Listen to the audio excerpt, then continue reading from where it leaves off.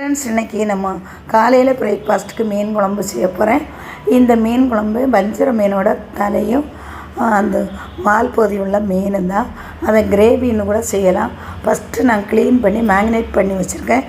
மீன் சமைக்கிற சட்டியை எடுத்து அதில் அரை ஸ்பூன் எண்ணெய் ஊற்றி இந்த மீனை போட்டுட்டு கொஞ்சம் வெங்காயம், தக்காளி, பூண்டு, கறிவேப்பிலை, பச்சை மிளகு, அப்புறம் 2 ஸ்பூன் மல்லி மிளகாய்த்தூள் கலந்த தூள் போட்டிருக்கேன். 1 ஸ்பூன் மிளகாய்த்தூள், 2 ஸ்பூன் மீன் மசாலா தூள் போட்டு அதில் தேங்காய், பூண்டு, ஜீரகம் போட்டு அரைச்சி வச்சுருந்தா கரைச்சி அதில் ஊற்றியிருக்கேன். புளி கரைசலும் ஊற்றி நல்ல கைனால் மிக்ஸ் பண்ணி வேக வைத்து எடுக்கும்போது சூப்பரான ஒரு கிரேவி கிடைக்கும்.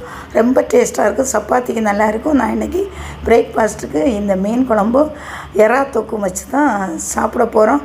சோறுக்கு கூட சாப்பிடலாம். நீங்கள் இதை செஞ்சு பார்த்து உங்கள் கமெண்ட் சொல்லுங்கள். அந்த காலம் நாங்கள் இதே மாதிரி அம்மியில் அரைச்சி ஃபஸ்ட்டே மீனுங்க கூட இந்த குழம்பெல்லாம் சேர்த்து மிக்ஸ் பண்ணி குக் பண்ணி சாப்பிடுவோம். இந்த குழம்பு கொதித்த பிறகு மீனை போட்டு இறக்குனா எங்களுக்கு அந்த மீன் வேகாத மாதிரி இருக்கும்.